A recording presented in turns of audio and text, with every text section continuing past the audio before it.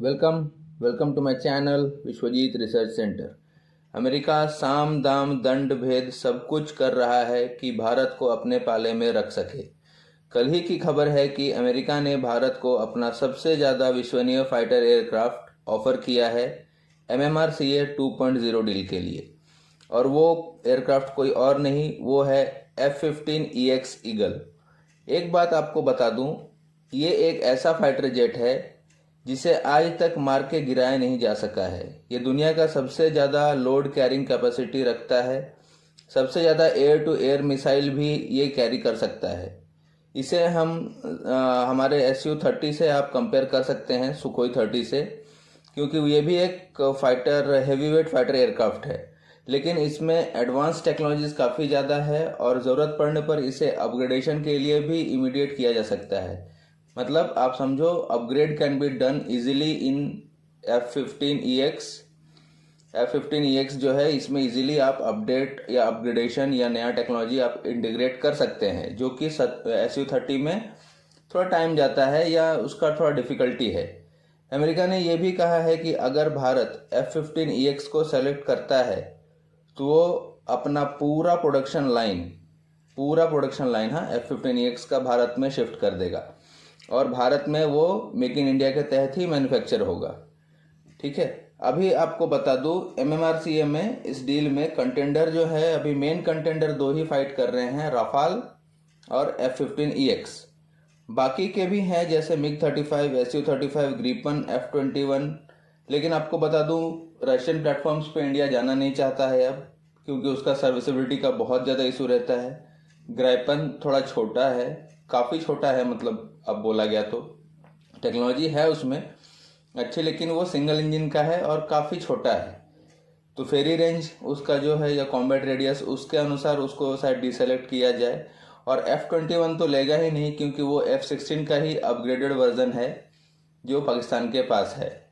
आपको एक बात बताते चलो, F-21 बनाती है लॉकहीड मार्टिन, जिसने टाटा के साथ टाई अप किया है और वो यहाँ बनाना चाहती हैं। और F-15EX जो है, ये बोइंग बनाती है, और इन्होंने कहा है कि अगर हमको सिलेक्शन होता है तो हम HAL और महिंद्रा के साथ टाई अप करके भारत में ही प्रोडक्शन लाइन पूरी बैठा देंगे।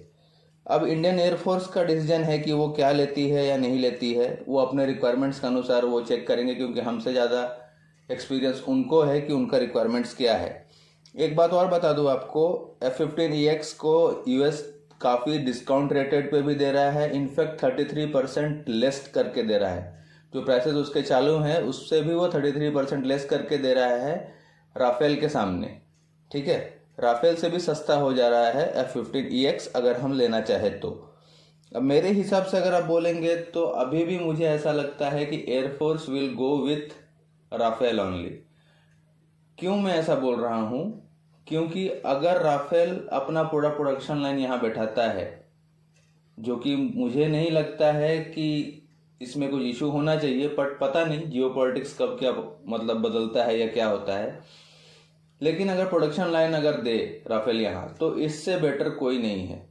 क्योंकि ये MMRCA डील जो है, ये actually medium wait fighter craft के लिए है, और ये आपका F-15EX, SU-35, ये सब हैवी वेट फाइटर में आते हैं। जबकि अभी एयरफोर्स ने तो ओपन कर दिया है, हैवी हो चाहे मीडियम हो, हम लोग जाएंगे जिससे भी साथ हो। मैं ऐसा इसके लिए बोल रहा हूँ क्योंकि राफेल जो है, राफेल, और एक कारण है इसका, राफेल का सिलेक्शंस का मैं बोल रहा हूँ कि उसका इंफ्रास्ट्रक्चर, पूरा लाइन सेटअप और ट्रेंड पायलट सब कुछ हो चुका है। इन सब में एक्स्ट्रा कॉस्ट लगता है अगर आप कोई नया फाइटर जेट लेते हैं। ऐसा नहीं है कि आप हीरो होंडा चलाना जानते हैं तो आप TVS भी चला लेते हैं। बाइक्स इज टोटली डिफरेंट और एयरक्राफ्ट आर टोटली डिफरेंट। हर एक पायलट को, आपको पता है, एक सिंगल एयरक्राफ्ट एलोकेटेड रहता है, वो पायलट वही चलाएगा, दूसरा कोई नहीं चलाएगा। तो ऐसा रहता है। तो हमारा प्रोडक्शन लाइन भी है, इंफ्रास्ट्रक्चर भी बनाया हुआ है, और राफेल एक ओमनी रोल है, तो ये काफ़ी अच्छा भी है। आप इसको मतलब किसी भी, आप अपने अनुसार जिस रोल में इसको कॉम्बैट करना है तभी इसको मतलब कॉम्बैट के हिसाब से डिज़ाइन कर दीजिए। एयर टू ग्राउंड स्ट्राइक करना है उस हिसाब से कर दीजिए, एयर टू एयर फाइट करना है तो आप उस हिसाब से कर सकते हैं। ओमनी रोल है। लेकिन आपको F-15EX भी एक बहुत कड़क कंटेंडर है और बहुत तगड़ा एयरक्राफ्ट है। इसका एक ही रिकॉर्ड सबसे बड़ा चीज़ है, आप समझो, आज तक इसको कोई भी एयर डिफेंस सिस्टम या दूसरा प्लेन्स मार के नहीं गिरा पाया है।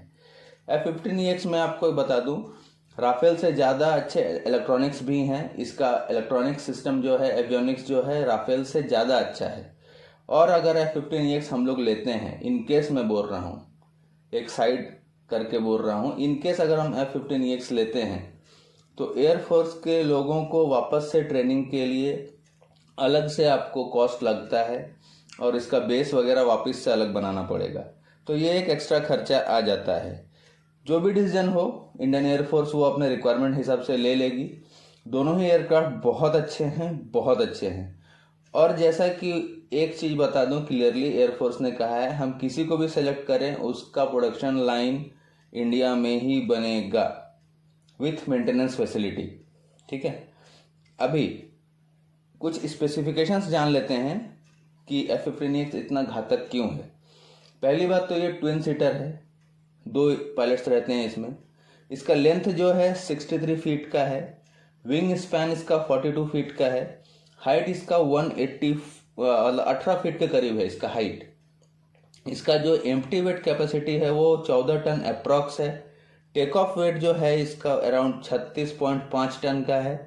आफ्टर बर्नर थ्रस्ट जो है इसका पावर 129.7 किलो न्यूटन का है।